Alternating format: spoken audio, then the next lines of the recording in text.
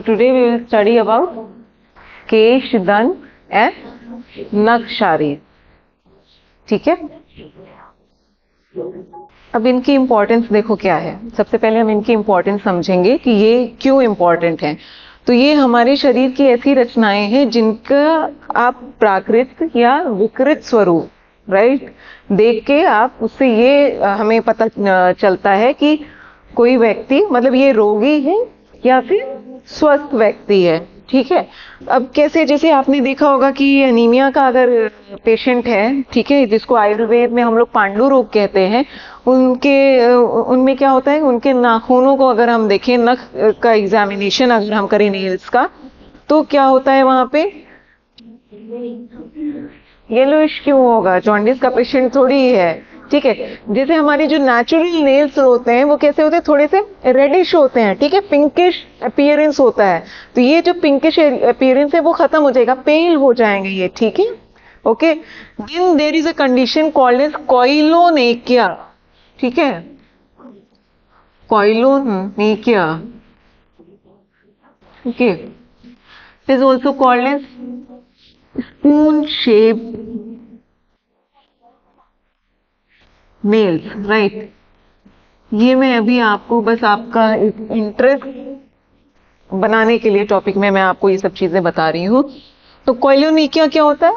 Anaemia के case में spoon shaped nails हो जाते हैं.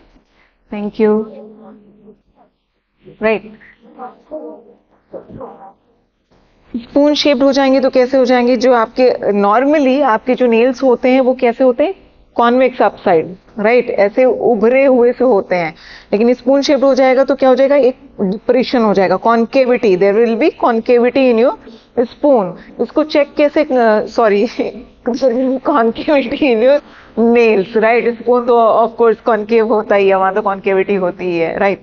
तो इसको हम लोग पेशेंट एग्जामिन करते हैं तो कैसे करते हैं, वी आस्क द पेशेंट, ठीक है, कि अपने जो दोनों नेल्स हैं ऐसे पास में रखने के लिए. राइट. दोनों को साथ में ऐसे लगाने के लिए.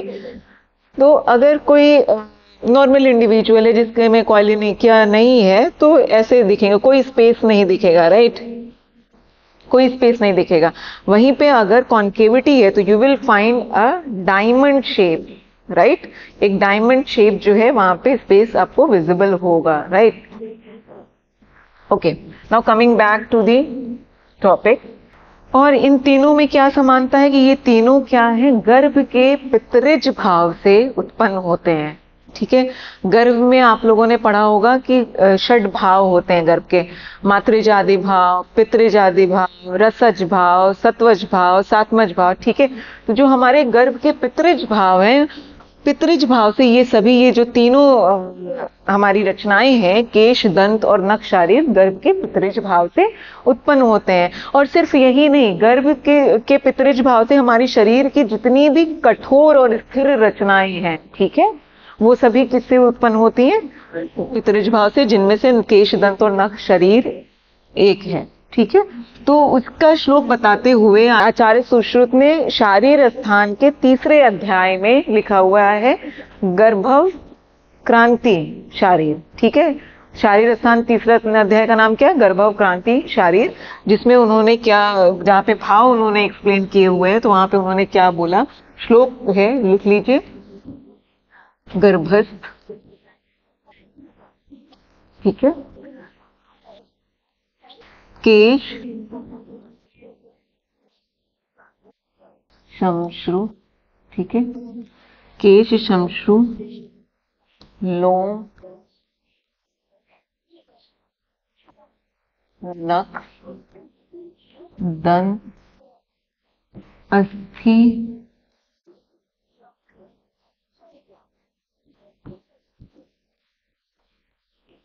सिरा, राइट, सिरा स्नायु, धमनी, रेत. Right.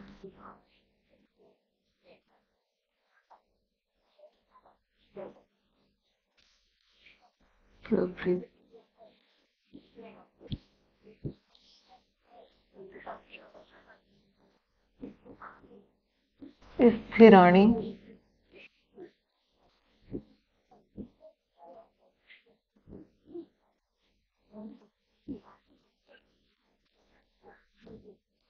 Right. So this is the श्लोक. It has been quoted in Sushruta Samhita, Sharirasthan, third chapter. Right. The name of the third chapter of Sharirasthan is Garbhav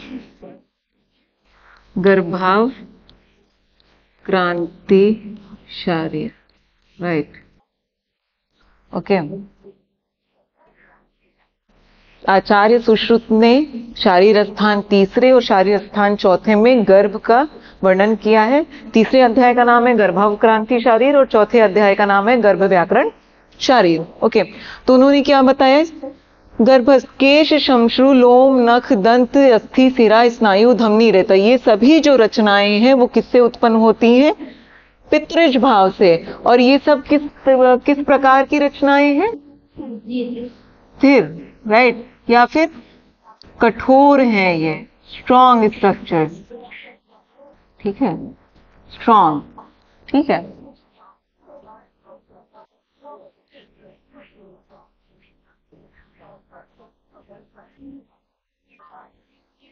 इनका महत्व हमें अष्टविध रोगी परीक्षा में भी देखने को मिलता है.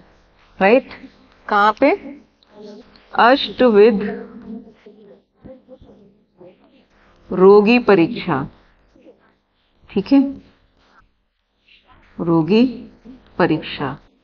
ठीक है, इसको किसने बताया है? योग रत्नाकर ने. योग रत्नाकर. राइट. अष्टविध रोगी परीक्षा किसने दी है? योग रत्नाकर ने.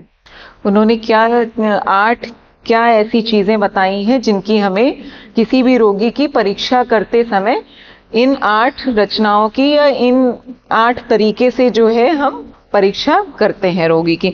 तो क्या है इसमें? लिख लीजिए.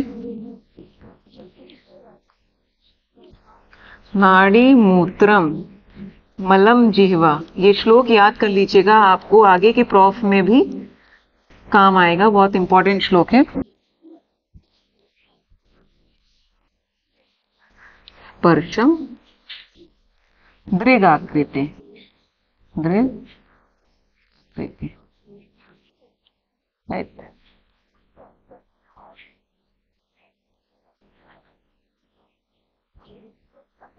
Okay.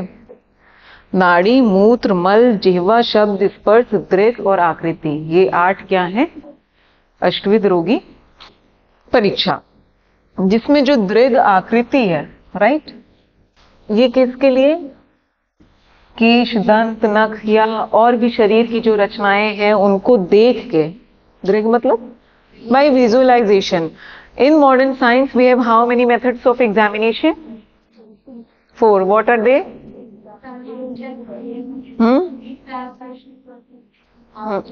Number 1 is inspection, right? Inspection, then palpation, percussion, auscultation, right? So this basically means by inspection, right? Inspection. Shabdam, sparsham. Sparshan you can say palpation and percussion, right? Shabdam means auscultation, right? मतलब सिर्फ auscultation तक नहीं, आप शब्द से बहुत कुछ है. आप जो है बिना स्टेच यूज किए भी अगर आप कुछ ऐसे मतलब वैकृत शब्द आपको सुनाई दे रहे हैं तो वो भी जो है परीक्षा का एक पार्ट ही है, राइट? ऐसा नहीं है कि सिर्फ जो है स्टेथोस्कोप लगा के जो हम साउंड सुन रहे हैं वही, that is only part of your रोगी परीक्षा, राइट? तो हम केश, दंत और नख शरीर की इंपॉर्टेंस जो है यहाँ भी है कि हम उसको देख के उसकी आकृति कैसी है, स्वरूप कैसा है, वो विकृत है या प्राकृत अवस्था में है, जो है हम इससे पता करते हैं कि कोई भी व्यक्ति क्या है, रोगी है या फिर स्वस्थ है. ठीक है. अब किसी का एग्जामिनेशन करने के लिए हमको सबसे पहले ये जानना होगा कि वो स्वस्थ अवस्था में जो है प्राकृत स्वरूप में कैसा दिखता है, तभी तो हम जान पाएंगे कि अच्छा ये तो प्राकृत स्वरूप नहीं है, ये विकृत स्वरूप है, right? Okay, so let's talk about दंत, राइट? सबसे पहले अभी हम किसकी बात करेंगे? दंत की. दंतशाली। ओके, तो दांतों को या फिर दंत को आचार्य शारंगधर ने अस्थि की उपधातु कहा है। क्या बोला है इन्होंने शारंगधर ने? शारंगधर ने से ये क्या है? अस्थि का उपधातु। उपधातु से क्या आपका मतलब है कि जो ऐसा स्ट्रक्चर जो किसी एक जो स्ट्रक्चर से, एक धातु से जो दूसरी धातु बन रही है, दैट इज उपधातु, राइट? सो दंत इज उपधातु ऑफ अस्थि अकॉर्डिंग टू शारंगधर, राइट? आचार्य चरक ने तो इसे अस्थि का एक प्रकार ही माना है, right? If you remember the types of अस्थि, वहां पे उन्होंने एक प्रकार क्या बोला? रूचक अस्थि, राइट? रूचक अस्थि क्या है आपके? ठीक, राइट। तो आचार्य चरक ने क्या बोला है कि ये अस्थि का ही एक प्रकार है, रूचक अस्थि। ओके, अब बात करें इसके पंचभौतिक संगठन की, ठीक है? तो जैसा कि इस सृष्टि में सभी जो है, सब चीजें जो है वो पंचभौतिक हैं। हमारे शरीर में जितनी रचनाएं वो सभी पंचभौतिक हैं, ठीक है? तो अस्थियां, वही अस्थियां या कह लीजिए कि जो दंत है वो भी पंचभौतिक होगा, ठीक है? तो हम दांतों का जो पंचभौतिक संगठन होगा वो कैसा होगा? जैसा कि आपका अस्थि का पंचभौतिक संगठन होगा। इनफैक्ट जो है जितने भी केश, दंत, नख, शारीर, मतलब सॉरी, केश, दंत एंड नख, तीनों जो स्ट्रक्चर्स है, रचनाएं हैं, इन तीनों का जो पंचभौतिक संगठन होगा वो अस्थि के समान होगा। पहले देखते हैं कि अस्थि का पंचभौतिक संगठन क्या है।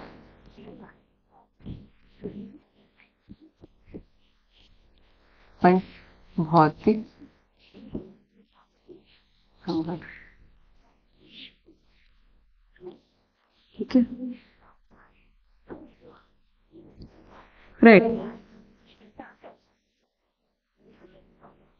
पहले हम देखेंगे कि कौन सा महाभूत यहाँ पे प्रधान रूप से है, राइट? तो ये यहाँ पे कौन सा महाभूत होगा प्रधान रूप में?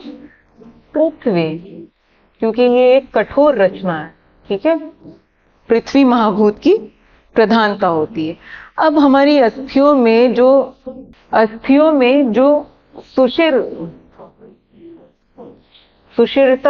सुशिरता का मतलब क्या होता है? खोखलापन, ठीक है? खोखलापन, और you can say the porous property, right, is because of akash mahabhoot. कहीं पे आकाश का क्या कर्म होता है? ये किसकी वजह से होगा? आकाश महाभूत की वजह से होगा, ठीक है? देन जो लघुत्व गुण है अस्थि का, ठीक है, लघुत्व, और लघुत्व के साथ साथ इसमें क्या है? रक्त का संचार भी हो रहा है, राइट? लघुत्व और रक्त संचार, ये किस महाभूत के कारण है? वायु के कारण है, ठीक है? अब हमारी अस्थियों में एक तरल पदार्थ होता है जिसे हम सब क्या बोलते हैं? मज्जा, राइट? और it is called as the bone marrow, right? मज्जा, ये किसके कारण है? जल महाभूत के कारण है, ठीक है? और जो इसका कठोरता जो इसमें आती है वो किसके कारण है? पृथ्वी, right? Okay,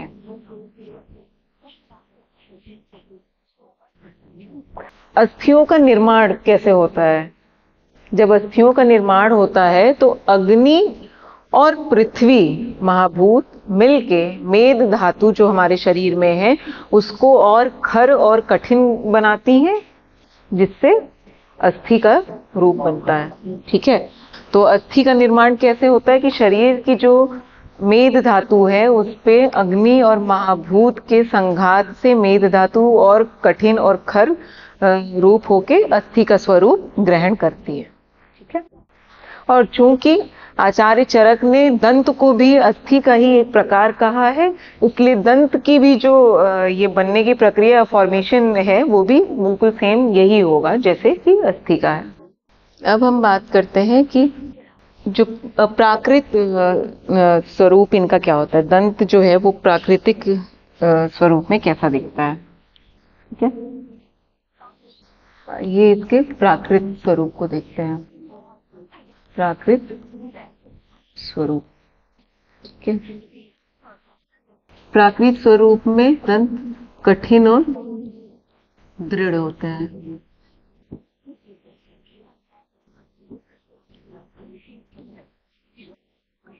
strong and which is fixed to the your gums.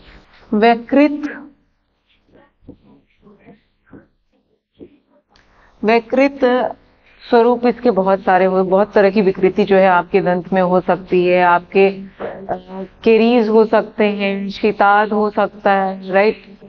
Then दंत वेष्ट, आयुर्वेद में ये दो चार जो है आपको दंत वेष्ट, राइट। और भी बहुत सारी केरीज फॉर्मेशन हो सकता है, ठीक। कैलकुलस डिपोजिशन हो सकता है। कैल्शियम विटामिन डी डेफिशिएंसी की वजह से आपके टीथ वीक हो सकते हैं, राइट। जो दंत हमारे हैं वो इम्पोर्टेंट इसलिए हो जाते हैं क्योंकि अगर माउथ में इन्फेक्शन हो रहा है, राइट, या टीथ में इन्फेक्शन हो रहा है, so those bacteria can travel up to your gut, right. तो टीथ से गट तक जो है पूरा इन्फेक्शन फैल सकता है। अब इसका महत्व क्या है, दंत का महत्व, इम्पोर्टेंस क्या है? च्यूइंग, उसके पहले हाँ ठीक है, हाँ ठीक है, मेनली फॉर च्यूइंग, राइट। चर्वण क्रिया, राइट। आहार रस, ठीक है, जो भी आहार या अन्न हम ग्रहण कर रहे हैं उसको ये च्यूइंग में या उसको जो है छोटे छोटे पार्ट्स में ब्रेक डाउन करने का, राइट, ताकि जो है हमारा जो फूड है वो अच्छी तरीके से सलाइवा के साथ मिक्सअप हो जाए to form a bolus, right. उसके अलावा सबसे बहुत इम्पोर्टेंट मतलब कुछ और बहुत महत्वपूर्ण, हाँ ऑल्सो या स्पीच, ठीक है। देन किसको बाइट करना है, क्यों बाइट करना है, biting is a requirement, right. ये कोई जरूरी हमारी नीड नहीं है बाइटिंग, राइट। इज इट, मतलब बिना बाइट किए आपकी बॉडी की फिजियोलॉजी नहीं चलेगी? यू टेल मी, आप यहाँ जो है बॉडी फिजियोलॉजी या उसके हिसाब से बात करिए। महत्व आई एम टॉकिंग अबाउट, हाँ इम्पोर्टेंस, क्यों इसकी इम्पोर्टेंस है?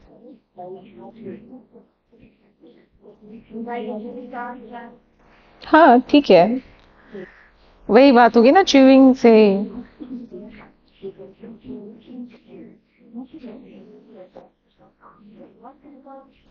रील्स नहीं देखते हो? रील देखी है कभी कोई? दांत गायब हो अगर एक, ब्यूटी, शोभा, सबसे पहले तो तुम्हारी शोभा जो है वो हाँ राइट, तो मुख की शोभा बढ़ाता है दांत, ठीक है। एक दांत देखो यहाँ से खाली हो जाता है, उसके बाद स्माइल करो। रील्स तो बहुत ही इस पे वायरल हुई है, देखे ही होंगे तुम लोगों ने, ठीक है। चलो बैठो, अब हम बात करते हैं अरिष्ट लक्षण की। अरिष्ट लक्षण, अरिष्ट लक्षण की बात करने के पहले हम समझेंगे कि अरिष्ट लक्षण होते क्या हैं। अरिष्ट क्या होते हैं, पता है किसी को? किसी को पता है?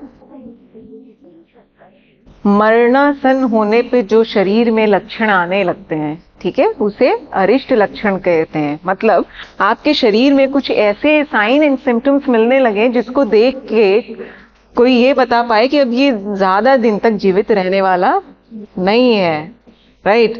तो ऐसे लक्षणों को अरिष्ट लक्षण कहते हैं, ठीक है। अरिष्ट पे इंद्रिय स्थान में एक पूरा अध्याय है जहां पे आचार्य चरक ने आपको ऐसे विभिन्न अरिष्ट लक्षणों के बारे में बताया है, ठीक है। तो दांत में भी अरिष्ट जो आने वाले अरिष्ट लक्षण हैं उसके भी उन्होंने वहां पे वर्णन किया है, जिसमें उन्होंने क्या कहा है कि आपके दांतों पे अगर कीचड़ के समान मल आ जाए, ठीक है, कीचड़ के समान मल आ जाए तो ऐसा व्यक्ति जो है सद्यो मरणीय है, ठीक है। मतलब दंत में मल इतने अधिक हो, मल की अधिकता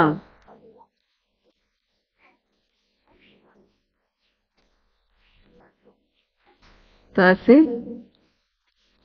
कीचड़ लिपटा हुआ दिखे, ठीक है। सॉरी,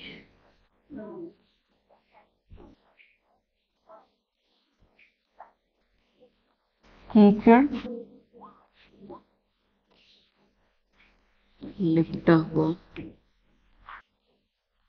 दिखे, ठीक है। इतने मल हो जाए कि ऐसा लगे कि दांत जो है कीचड़ लगे हुए। ऐसे व्यक्ति को क्या बताया आचार्य चरक ने? सद्योमरणीय बोला। Now you know the meaning of sadyomaraniya, okay, right. और उन्होंने क्या बताया कि अगर किसी के दांत अस्थि के समान श्वेत हो, ठीक है, और जिसके मुख से या दांतों से फूलों के समान गंध आती हो, ठीक है, अब पता नहीं, आई डोंट नो किसके दांत से फूल के समान महक आती है, ठीक है, तो ऐसा रोगी क्या है, वो असाध्य है। दांतों का अस्थि के समान श्वेत होना, मलयुक्त होना और फूलों के समान गंध आना, ठीक है, फूलों के समान गंध आती है, तो ऐसे जो भी दंत रोग होंगे वो असाध्य है, ठीक है। तो ये था दंत के बारे में, ठीक है। चले रखे, ओके। तो अब हम देखेंगे केश। आते हैं अब किस पे? केश पे। केश को शारंगधर ने बोला, शारंगधर ने क्या कहा इसमें? मज्जा की उपधातु कहा।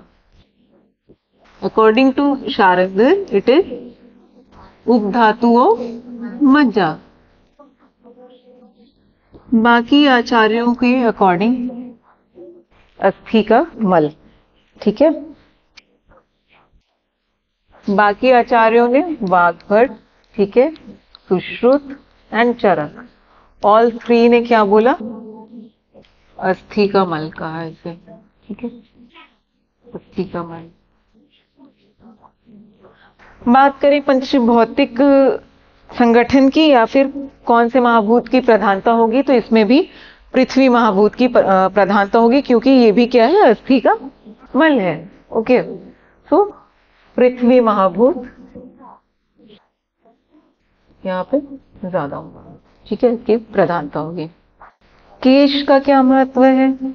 सबसे पहले तो जो हमारे सिर पे केश है, ठीक है, ये हमारे सिर, क्योंकि सिर क्या है? एक vital part of your body, right, उसकी क्या है? ये रक्षा करता है, ठीक है, सिर को सुरक्षा प्रदान करता है, राइट। महत्व क्या है?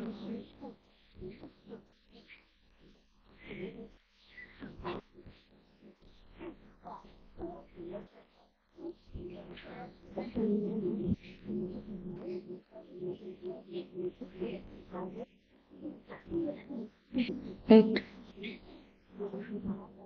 अष्ट निंदित पुरुष में, ठीक है,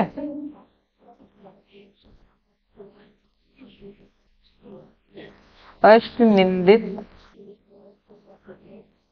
निंदित, व्हाट इज दैट? ये क्यों आ रहा है बार बार? अतिलोम, और अलोम। अब यहाँ जो हम केश की बात कर रहे हैं तो केश में सभी रचनाओं की बात करेंगे, जो हमारे सिर के केश हैं, बाकी जो लोम है, श्रमशु है, लोम मतलब जो हमारे बाकी स्किन पे जो हेयर्स होते हैं, राइट, उनको लोम बोलते हैं। ठीक।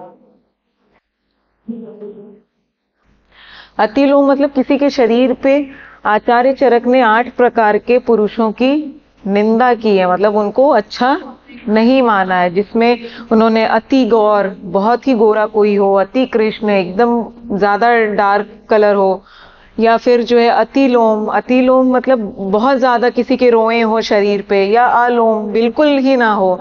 ये सब तरीके के जो पुरुष होते हैं वो निंदित इसलिए कहे गए। निंदित मतलब ये नहीं कि इनको जो है आप ऐसे मतलब हाँ मतलब सोसाइटल उसमें नहीं वो करना है। निंदित का मतलब इनको किसी न किसी बीमारी होने के चांसेस ज्यादा रहते हैं। They are more prevalent to one or more type of some type of diseases, right. जैसे अति गौर जो होते हैं उनको स्किन डिजीजेस बहुत होती हैं। ठीक है, क्यों? क्योंकि मिलानिन वहां पे कम, मतलब एब्सेंट नहीं होता है, कम है, काफी कम है। ठीक है, तो they are more prevalent towards skin diseases, especially cancer of the skin, right. तो इसी तरीके से जो जहाँ पे अष्टनिंदित पुरुष बताए वहां पे अतिलोम है, आलोम को भी उन्होंने अष्टनिंदित पुरुष में शामिल किया। अब हम केश की भी प्राकृत और विकृत अवस्था देख लेते हैं। ठीक है, प्राकृत अवस्था में ये कैसे दिखेंगे? प्राकृत अवस्था और वैकृत अवस्था। ठीक है, वैकृत अवस्था। प्राकृत अवस्था में केश आपके कैसे होंगे? वही सब चीजें हैं, silky, lustrous, shining, thick and strong, black. ठीक है, तो यहाँ पे कृष्ण वर्ण के बालों को जो है प्राकृत बोला गया है। ठीक है, जो स्निग्ध, ठीक है, स्निग्ध, मृदु, कृष्ण वर्ण। ठीक है, कृष्ण वर्ण।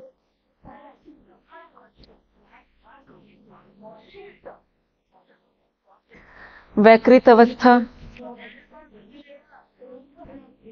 वैकृत अवस्था में क्या हो सकता है? जाहिर सी बात है, स्निग्ध प्राकृतिक अवस्था है तो रुक्ष आपकी वैकृत अवस्था ही होगी। देन श्वेत होना, ठीक है, श्वेत, ठीक है, ये सभी क्या होगी? रुक्षता हो अगर, ठीक है, जरूरत से ज्यादा। देन खालित पालित, राइट, असमय बालों का झड़ना और असमय बालों का पकना।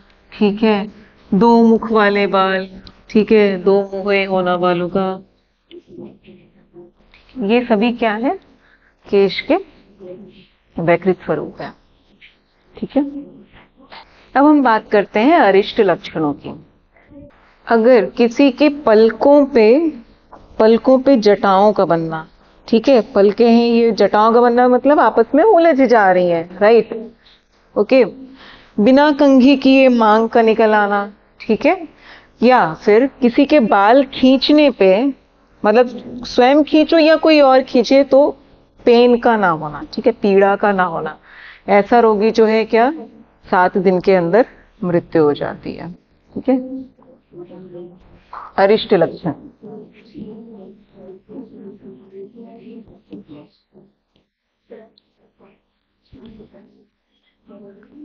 प्राकृत अवस्था, वैकृत अवस्था, नाउ अरिष्ट लक्षण। ठीक है, पलकों के पास, नंबर 1, पलकों के पास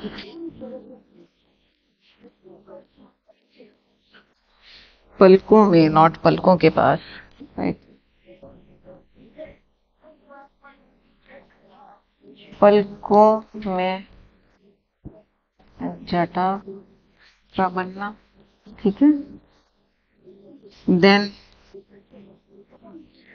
बिना कंघी के मांग निकलना, ठीक है, बिना कंघी किए सिर में मांग बनना, ठीक है, मांग निकलना, ठीक है।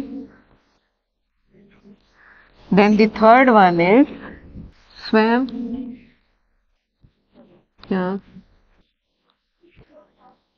या किसी दूसरे के बाल खींचने पे पीड़ा का ना होना, ठीक है, पीड़ा का ना होना, ठीक है। ये सभी क्या कितने दिनों में मृत्यु होती है इन सब की? 7 दिन के अंदर दिन में मृत्यु, ठीक है, ऐसा आचार्य ने कहा है, ठीक है, ऐसा आचार्य चरक ने इंद्रिय स्थान में बताया है। Is this clear? Okay, now let's talk about the last one, which is नख, right? इसको शारंगधर एंड सुश्रुत, शारंगधर और सुश्रुत ने इसको जो है अस्थि का, शारंगधर और सुश्रुत दोनों ने इसे अस्थि का मल बोला है, ठीक है, अस्थि का मल। वहीं पे आचार्य चरक ने इसकी गणना अस्थियों में ही की है,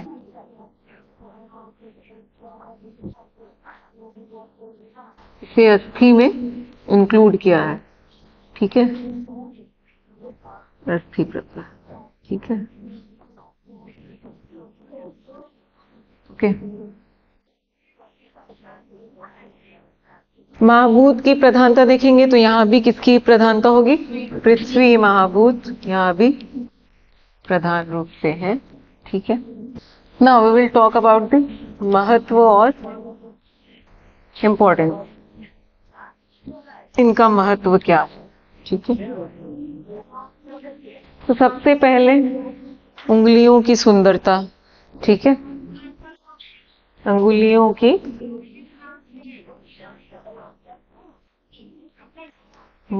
की सुंदरता बढ़ाता है, ठीक है।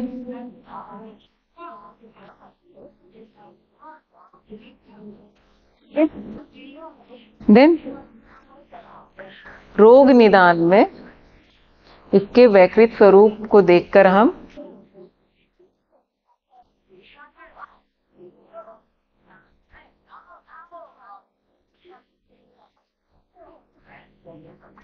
या रोग निदान में कह लीजिए स्वरूप की दृष्टि से सहायक होते हैं।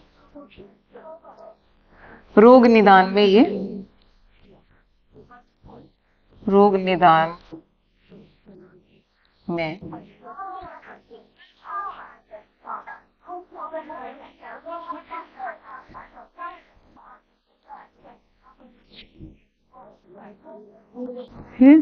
ठीक है, कैसे? स्वरूप की दृष्टि से, ठीक है, स्वरूप की दृष्टि से, राइट। प्राकृत नख, ठीक है,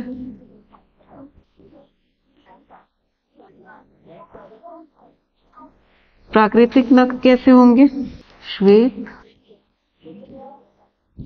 लालिमा युक्त, ठीक है, युक्त,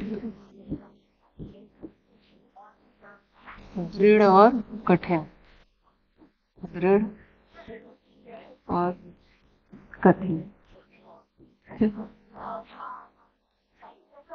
वैकृत नख कैसे दिखेंगे? वैकृत स्वरूप इनका कैसा होगा? कृत स्वरूप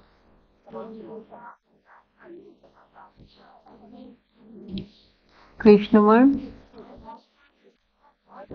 रेखायुक्त,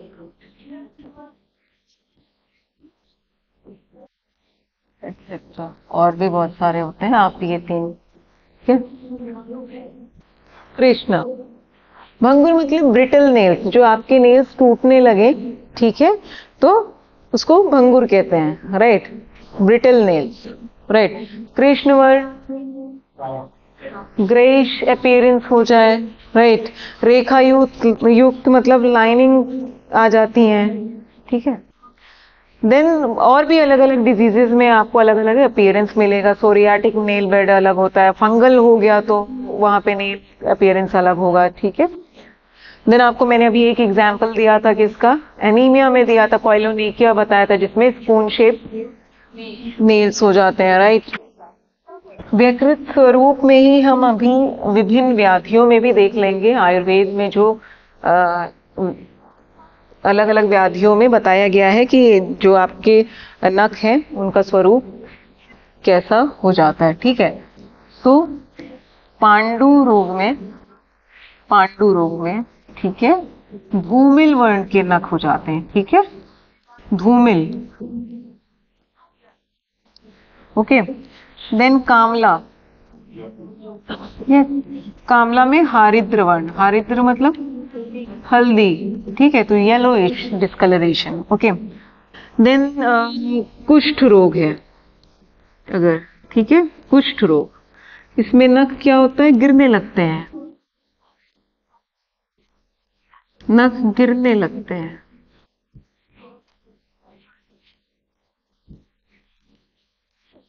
राइट। किसी को हृदय रोग है, ठीक है, हृदय रोग, तो यहाँ पे नख कैसे हो जाते हैं, नील वर्ण, राइट, नील वर्ण। इसी को हम क्या बोलते हैं, साइनोसिस, ठीक है, बॉडी में ब्लूइश अपीयरेंस का हो जाना, ठीक है। मॉडर्न जब आप मॉडर्न साइंस पढ़ोगे, वहां पे मॉडर्न मतलब उसके लेक्चर्स जब पढ़ोगे तो वहां पे आप पढ़ेंगे साइनोसिस, ठीक है। तो नील वर्ण से बेसिकली क्या मतलब आपका यहाँ पे साइनोसिस, ठीक है, ब्लूइश डिस्कलरेशन, राइट। रक्त अल्पता, ठीक है, पता, और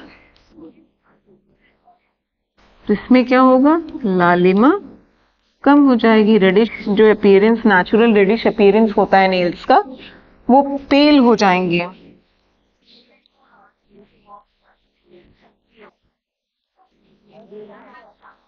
ठीक है। Is this clear?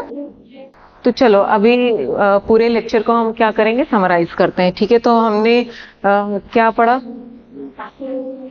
सबसे पहले तो अगर हम पूरी बात को वो करें, कंक्लूड करें, तो क्या निकल के आता है कि जो हमारे केश, दंत और नख हैं, ठीक है, इन तीनों के प्राकृत और वैकृत स्वरूप को देख के हम ये अनुमान लगाते हैं कि ये कोई रोगी है या फिर स्वस्थ है, ठीक है।